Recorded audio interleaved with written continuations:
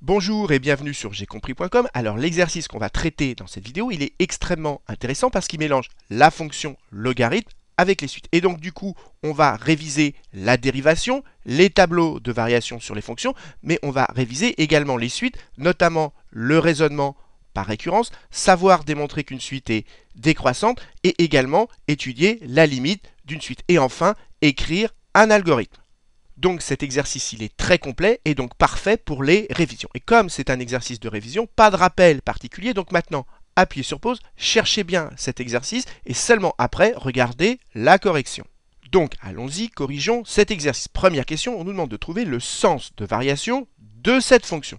Et donc, on pense à utiliser la dérivée. Donc, premièrement, il faudra justifier que la dérivée existe, ensuite calculer la dérivée, ensuite trouver le signe de la dérivée, et enfin conclure. Et pensez bien que quand vous avez calculé la dérivée, il faut penser à la factoriser ou mettre au même dénominateur avant d'étudier le signe pour se ramener à des multiplications ou des divisions, parce que quand on étudie le signe, on utilise la règle des signes qui ne s'applique qu'aux multiplications et aux divisions. Donc, pensez bien à chaque fois à factoriser la dérivée et à mettre au même dénominateur.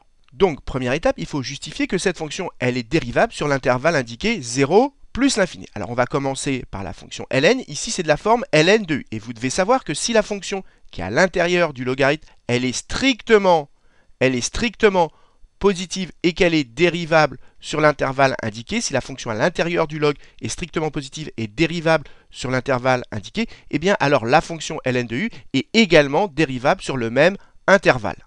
Or, ici, la fonction x plus 1, c'est une fonction affine, elle est donc dérivable sur cet intervalle.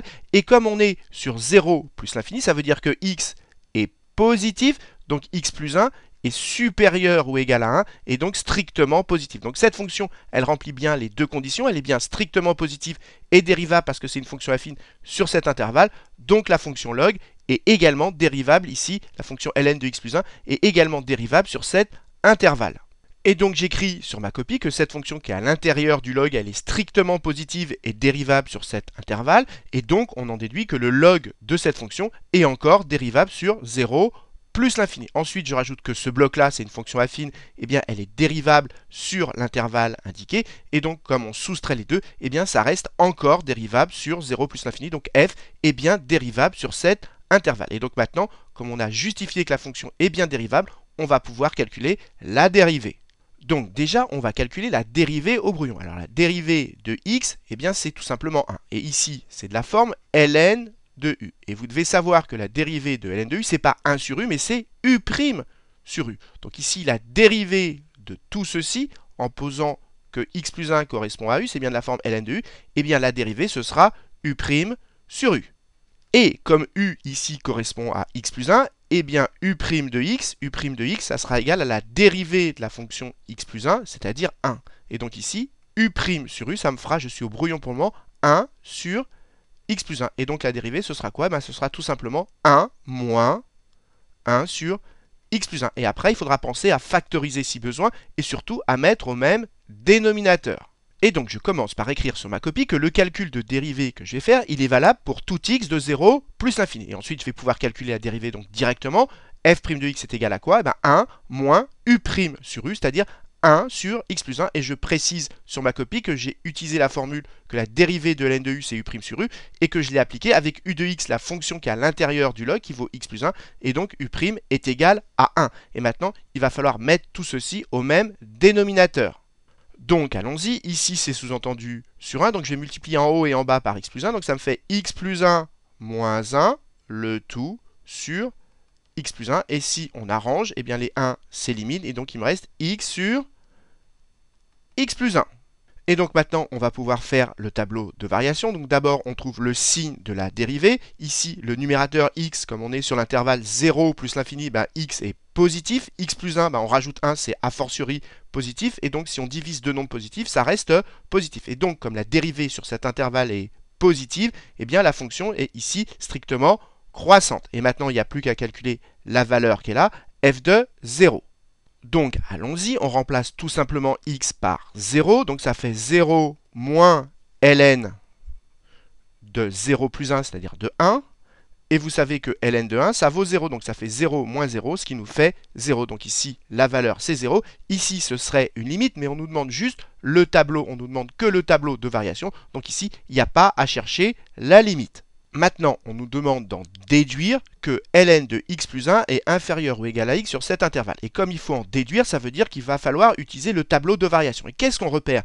On repère que ici, le 0, c'est le minimum sur cet intervalle de la fonction f. Ça veut dire que f de x, sur cet intervalle, son minimum c'est 0, donc ça veut dire qu'elle est toujours positive. Et du coup, ça fait penser à une inégalité. Comme on nous demande une inégalité, on se dit qu'on est sur la bonne voie. Et donc ensuite, on remplace. Ça fait f de x, on le remplace par son expression. Ça fait ça fait x moins ln de x plus 1 est supérieur ou égal à 0. Et après, il n'y a plus qu'à regrouper ça à droite.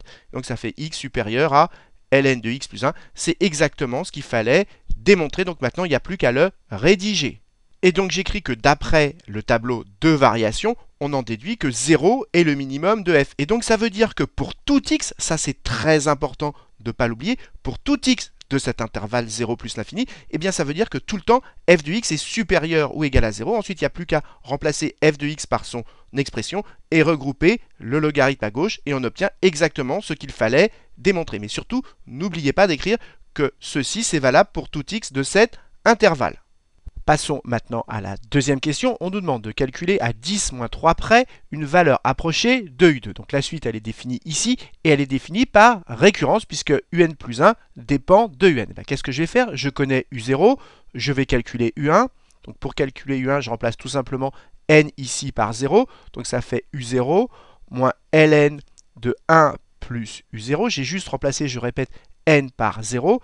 Et donc U1, comme U0 vaut 1, ça fait 1 moins ln de 1 plus 1, c'est-à-dire ln de 2. Donc maintenant, j'ai trouvé U1, et maintenant, je vais calculer U2.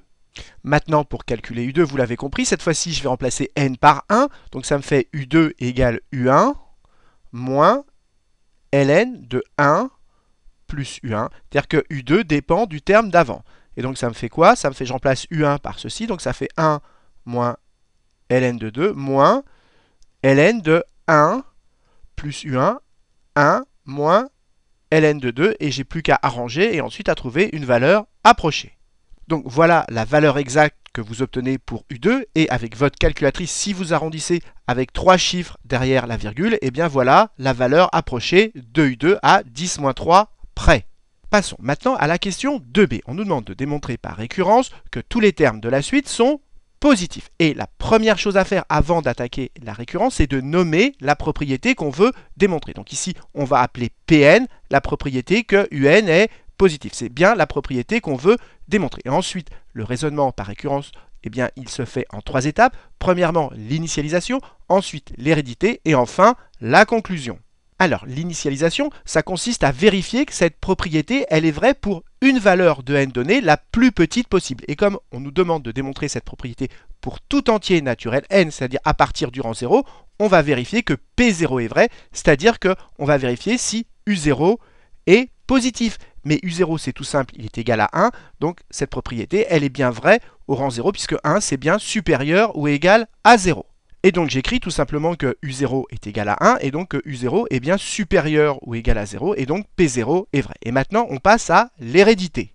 Et l'hérédité, ça consiste en quoi? Ça consiste à démontrer que si la propriété est vraie au rang n, alors elle est encore vraie au cran d'après, c'est-à-dire que Pn plus 1 est vrai. Donc nous, on va supposer que la propriété est vraie au rang n, donc on va supposer que Un est supérieur ou égal à 0, et va falloir démontrer que c'est vrai au cran d'après, c'est-à-dire que ça implique que Un plus 1 est encore positif. Mais regardez bien comment est défini Un, regardez ici, ça correspond exactement à ce qu'on a là, on a juste remplacé les x par des Un, remplacé les x par des Un. Autrement dit, Un plus 1, je l'écris ici au brouillon, Un plus 1 c'est quoi? C'est f de Un. Si vous calculez f de Un, c'est-à-dire que vous remplacez x par Un, eh bien vous obtenez exactement ceci, et c'est ça qu'on va utiliser maintenant. Parce que, rappelez-vous, à la première question, on a étudié le tableau de variation de f, et on avait démontré, souvenez-vous, que la fonction elle était croissante sur l'intervalle 0 plus l'infini. Ça veut dire quoi qu'une fonction est croissante? Ça veut dire qu'elle conserve l'ordre. Ça veut dire que si a est plus petit que b, a et b étant dans l'intervalle où la fonction est définie, alors, si on prend f des deux côtés, eh bien ça conserve l'ordre, f de a reste plus petit que f de b. Et bien c'est exactement ce qu'on va faire ici. On va supposer que Pn est vrai, c'est-à-dire qu'on part du fait que un est positif et on va prendre f des deux côtés. Et comme ici un est positif, on est bien dans le domaine de définition de la fonction, et bien ça va conserver l'ordre. Et donc on aura que f de un sera supérieur ou égal à f de 0. Et comme f de un, eh bien c'est tout simplement un plus 1, eh bien on aura un plus 1 sera supérieur ou égal à f de 0. Et il n'y aura plus qu'à calculer f de 0. Et j'insiste, tout le raisonnement repose sur le fait que la fonction elle est croissante. Pour passer de cette ligne à celle-là, on a pris f des deux côtés et comme ces deux nombres sont positifs, ils sont bien dans cet intervalle et donc comme f est croissante, ça conserve l'ordre et donc on obtient cette deuxième ligne. Et donc j'insiste, il faut l'écrire sur votre copie pour montrer au correcteur que c'est pas par hasard que vous êtes passé de cette ligne à celle-là, mais parce que vous avez pris f des deux côtés et que vous avez conscience que comme elle est croissante, elle va conserver l'ordre.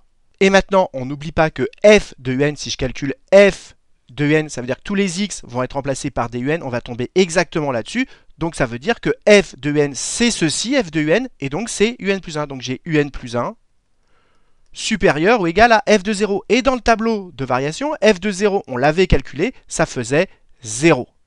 Et donc, qu'est-ce qu'on a démontré? Eh bien que si un est positif, eh bien un plus 1 est encore positif. Autrement dit, notre propriété, elle se transmet du rang n au rang n plus 1. Et donc, Pn plus 1 est vrai. Et donc, notre propriété, elle est héréditaire. Et donc, il reste à faire la conclusion.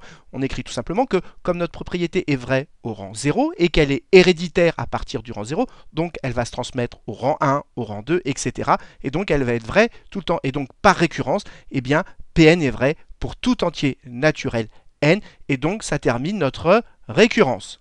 Au passage, je l'ai dit, mais j'avais oublié de l'écrire, et ici il faut mettre donc par récurrence, puisque ici on utilise un raisonnement par récurrence.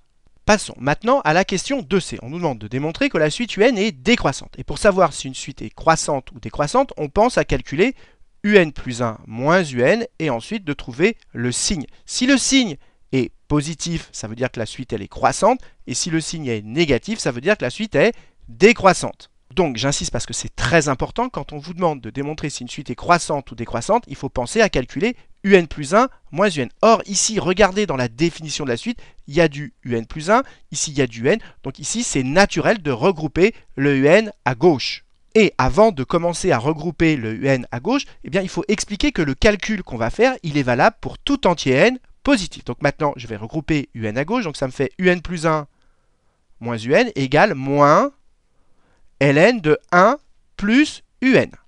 Donc nous, on a bien calculé un plus 1 moins un, et maintenant il reste à trouver le signe de tout ceci. Mais nous, regardez, on a démontré à la question précédente que un est positif. Donc 1 plus un, eh bien, si ça c'est positif, 1 plus un, c'est supérieur ou égal à 1. Et on n'oublie pas que la fonction logarithme, eh bien, à partir de 1, ici, elle est positive. Donc ici, comme c'est positif, ça c'est plus grand que 1. Donc comme tout ceci c'est plus grand que 1, on se situe à droite de 1. Et donc ça veut dire que le logarithme, eh bien, il est positif. Mais comme il y a un moins devant, eh bien, on multiplie un nombre positif par un nombre négatif. Et donc tout ceci est négatif. Donc tout ceci est négatif. Et donc ça veut dire que la suite, comme c'est négatif, la suite est décroissante. Et maintenant, il n'y a plus qu'à le rédiger. Et donc j'écris ce que je viens d'expliquer au brouillon. Je pars du fait qu'on a démontré que un est positif, donc 1 plus un c'est supérieur ou égal à 1, et si je prends le logarithme d'un nombre qui est supérieur ou égal à 1, je me situe ici, et donc ça va me donner un résultat positif. Et donc si je multiplie par moins 1, ça inverse le sens, et donc tout ceci c'est négatif, tout ceci c'est exactement un plus 1 moins un, c'est donc négatif, et comme ce calcul il est valable pour tout entier n positif, eh bien ça veut dire que tout le temps un plus 1 moins un est négatif, et donc ça veut dire que la suite elle est décroissante. Et ensuite, on nous demande d'en déduire que un est inférieur ou égal à 1. Mais le premier terme de la suite, c'est 1. On part de 1 et ensuite ça décroît. Et donc si ça décroît, ça prend des valeurs plus petites. Et donc ça veut dire que après, eh bien, ça sera toujours inférieur ou égal à 1. Il y a juste à l'écrire. Et donc il y a juste à rajouter que le premier terme u0 il vaut 1. Et comme la suite est décroissante, eh bien, ça veut dire que tous les termes ils seront inférieurs ou égal à 1. Ce qui termine la question 2c. Passons maintenant à la question 2D. On nous demande de démontrer que cette suite un, elle est convergente. Convergente, ça veut dire qu'elle a une limite finie. Mais quand à la question précédente, vous avez démontré que la suite est décroissante, il y a un théorème très classique qui dit que si vous avez une suite un qui est décroissante et qui est minorée, ça veut dire qui est plus grande qu'une certaine valeur, eh bien alors cette suite elle est convergente. Eh bien c'est exactement ce qu'on va appliquer ici. Et quand j'ai dit plus grande qu'une certaine valeur, c'est une valeur constante. Mais ici, la suite UN, elle est bien décroissante, elle est minorée par 0, puisqu'on a démontré que UN est toujours supérieur ou égal à 0. Et donc, comme ces deux conditions sont remplies, eh bien, on en déduit que la suite UN, elle est convergente, et donc elle a une limite finie. Et si on appelle L cette limite, eh bien, comme la suite UN, elle est supérieure ou égale à 0, eh bien, sa limite, elle est également supérieure ou égale à 0. Donc, on sait que L est supérieure ou égale à 0. Passons maintenant à la question E. L'objectif dans cette question, c'est de trouver la valeur de L. Et on nous dit, on admet que L vérifie cette égalité. Donc il y a juste à résoudre cette équation pour trouver la valeur de L. Donc on écrit L égale F de L. Et donc je remplace F de L. F de L, j'ai juste à remplacer les X par des L. Donc ça me fait L moins Ln de L plus 1. Ensuite, j'ai plus qu'à arranger. Ici, je peux soustraire L des deux côtés, et donc il me reste ceci est égal à 0, donc moins Ln de L plus 1 est égal à 0. Pour me débarrasser du moins 1, je multiplie par moins 1 des deux côtés, donc il me reste Ln de L plus 1, je multiplie par moins 1 à droite, mais 0 fois moins 1, ça fait toujours 0, et voilà ce que j'obtiens. Et maintenant, pour se débarrasser du logarithme, deux techniques, soit on prend l'exponentielle des deux côtés, soit on connaît la courbe de la fonction logarithme. Et on sait que le logarithme il est strictement croissant et qu'il s'annule en 1. Autrement dit, quand est-ce qu'un log vaut 0? Quand est-ce que ln de x est égal à 0? Lorsque x est égal à 1.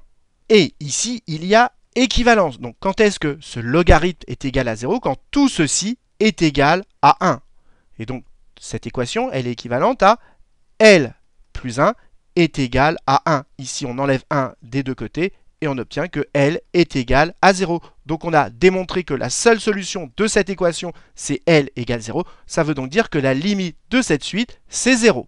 Passons maintenant à la dernière question. Et si on récapitule, nous, on a une suite UN, on a démontré que cette suite, elle est décroissante et qu'elle tend vers 0. Ça veut donc dire que la suite UN, on peut la rendre aussi proche de 0 que l'on veut. Et comme elle est décroissante, si à partir d'un certain moment, elle passe en dessous, la suite, si UN est pour une certaine valeur de n grand N, elle passe en dessous de 10 puissance moins p, comme la suite est décroissante, les termes d'après, ils resteront toujours en dessous de 10 puissance moins p. Et nous, justement, on nous demande de trouver le plus petit entier n qui vérifie cette condition. Donc, il va falloir écrire un algorithme qui calcule les termes de la suite. Donc, on va déjà créer une variable qu'on va appeler u, et dans u, on va mettre le premier terme de la suite, c'est-à-dire qu'on va mettre 1.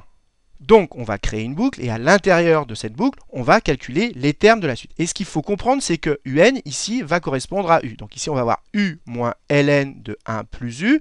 Donc au départ, u vaut 1, et on va calculer cette valeur-là, ça va nous faire notre nouveau terme. Et donc, tout ceci, le résultat de tout ceci, on va le remettre dans u. Donc ici, on va calculer u moins ln de 1 plus u, et ce résultat, on va le remettre dans u, et c'est comme ceci qu'on va calculer les différents termes de la suite.